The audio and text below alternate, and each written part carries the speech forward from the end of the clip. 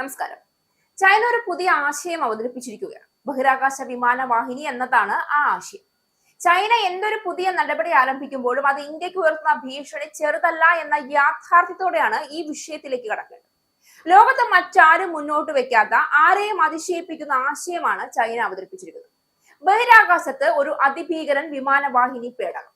അതെ, ലുവാൻനിയോ എന്നാണ് ഈ ബഹിരാകാശ വിമാനവാഹിനിക്ക് പേരിട്ടിരിക്കുന്നത്. എന്നാൽ ബഹിരാകാശത്ത് ഇങ്ങനെ ഒരു വിമാനവാഹിനി സാധ്യമാണോ എന്നതാണ് ഉയരുന്ന ചോദ്യം. എന്നാൽ അസാധ്യമായത് എന്തും സാധ്യമാക്കുന്ന ചൈനയാണ് ഇക്കാര്യത്തിൽ മുന്നോട്ട് ചുവടുവെക്കാൻ പോകുന്നത് എന്നോർക്കുമ്പോൾ തന്നെ ആ സംശയത്തിന്റെ വേരുകൾക്ക് ബലം കുറയുകയാണ്. ചൈന ഇങ്ങനെ ഒരു സാങ്കേതിക വിദ്യ യാഥാർത്ഥ്യമാക്കിയാൽ അത് ആർക്കും വലിയൊരു ഭീഷണിയാണ് എന്നതിൽ സംശയമില്ല. എന്നാൽ നിലവിൽ ഇതൊരു സങ്കല്പം മാത്രമാണ്, അത് യാഥാർത്ഥ്യമാകില്ല എന്നല്ല. അങ്ങനെ സംഭവിക്കാൻ കുറഞ്ഞത് 3 പതിറ്റാണ്ടെങ്കിലും വേണ്ടിവരുമെന്ന് ചൈനീസ് ഔദ്യോഗിക മാധ്യമങ്ങൾ തന്നെ പറയുന്നുണ്ട്. ചൈനീസ് ഔദ്യോഗിക മാധ്യമമായ CCTV പുറത്തുവിട്ട പുതിയ വീഡിയോയിലുള്ള ത്രികോണാകൃതിയിലുള്ള യുദ്ധക്കപ്പൽ സ്റ്റാർ വാർസ് സിനിമയിലെ ബഹിരാകാശ പേടകങ്ങൾക്ക് സമാനമാണ്. ബഹിരാകാശത്തു കൂടി പറക്കാനും പൈലറ്റ് ഇല്ലാത്ത യുദ്ധവിമാനങ്ങളെ വിന്യസിക്കാനും ഭൂമിയിലെ ലക്ഷ്യങ്ങളിലേക്ക് മിസൈലുകൾ തൊടുക്കാനും സാധിക്കുന്ന വിധത്തിലായിരിക്കും ഇതിന്റെ രൂപകൽപ്പന. ഇത് യാഥാർത്ഥ്യമായാൽ ഭാവിയിലെ യുദ്ധങ്ങളിൽ ചൈനയ്ക്ക് മേൽക്കൈ ലഭിക്കും.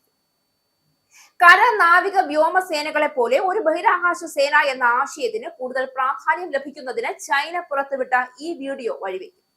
എന്താണ് ലുവാൻനിയോ എന്നതുകൂടി വിശദമായി പരിശോധിക്കാം. ചൈനയുടെ നാൻഷിൻമെൻ പ്രോജക്ടിന്റെ ഭാഗമാണ് ലുവാൻനിയോ. തെക്കൻ സ്വർഗവാതിൽ എന്നാണ് നാൻഷിൻമെൻ എന്നാൽ അർത്ഥം. ലുവാൻനിയോ എന്നാൽ ഫീനിക്സ് പക്ഷി സങ്കല്പത്തിന് സമാനമായി ചൈനീയൻ സങ്കല്പത്തിലുള്ള ഒരു പക്ഷിയാണ്. പ്രതിരോധത്തിന് സർവശക്തമായ ഒരു ഏകീകൃത സംവിധാനം എന്ന സങ്കല്പമാണ് ചൈന ഇതുവഴി മുന്നോട്ട് വെക്കുന്നത്. ചൈനയുടെ ഏവിയേഷൻ ഇൻഡസ്ട്രി കോർപ്പറേഷൻ 2017 മുതലാണ് ഈ പദ്ധതി ശ്രദ്ധ പിടിച്ചു വരുന്നത്.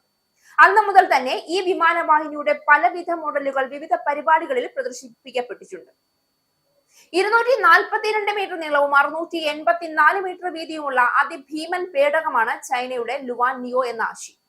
ഇന്ന് നിലവിലുള്ള വിമാനങ്ങളെക്കാൾ എത്രയോ മടങ്ങ് വലുതാണിത്. 20,000 അടിയോളം വിങ് സ്പാനും 1,20,000 ടൺ ഭാരവും ഇതിനുണ്ടാവും.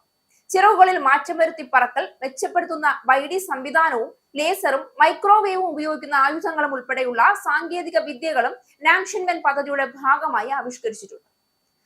Particle beam തോക്കുകളും അക്കൂട്ടത്തിലുണ്ട്. അധിഷ്ഠിതമായിരിക്കും ഇവയുടെ പ്രവർത്തനം. ലോകരാഷ്ട്രീയത്തിന്റെ തട്ടുകൾ മാറിക്കൊണ്ടിരിക്കുന്ന ഈ കാലഘട്ടത്തിൽ ഭൂമിയുടെ അതിരുകൾക്കപ്പുറം ശക്തി പ്രകടനം നടത്താനുള്ള ശ്രമമാണ് ചൈന ലുവാൻനിയോ എന്ന ബഹിരാകാശ വിമാനവാഹിനി എന്ന ആശയത്തിലൂടെ മുന്നോട്ട് വയ്ക്കുന്നത്.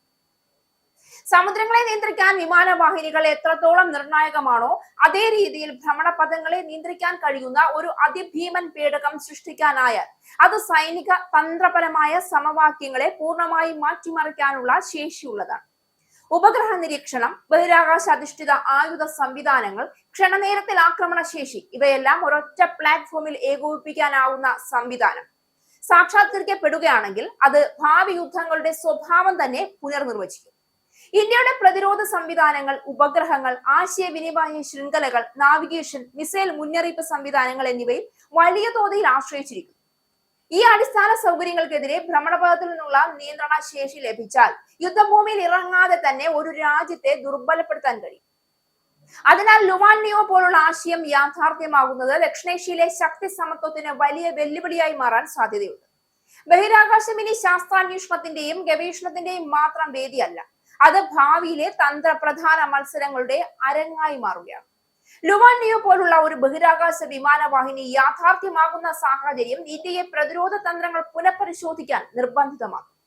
ഭ്രമണപഥ നിയന്ത്രണം കൈവശമുള്ള രാജ്യത്തിന് യുദ്ധം മുതൽ സൈബർ നിയന്ത്രണം വരെയുള്ള മേഖലകളിൽ മേൽക്കോയ്മ നേടാനാകും.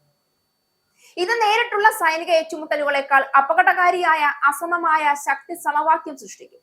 അതുകൊണ്ട് തന്നെ ഇന്ത്യക്ക് മുന്നിലുള്ള വെല്ലുവിളി വെറും പ്രതിരോധ ചെലവ് വർദ്ധിപ്പിക്കൽ മാത്രമല്ല, ബഹിരാകാശ സാങ്കേതിക വിദ്യയിൽ സ്വയം പര്യാപ്തതയും ശക്തമായ ഉപഗ്രഹ പ്രതിരോധ സംവിധാനങ്ങളും അന്താരാഷ്ട്ര കൂട്ടുകെട്ടുകളും ഉറപ്പാക്കേണ്ടതുണ്ട്.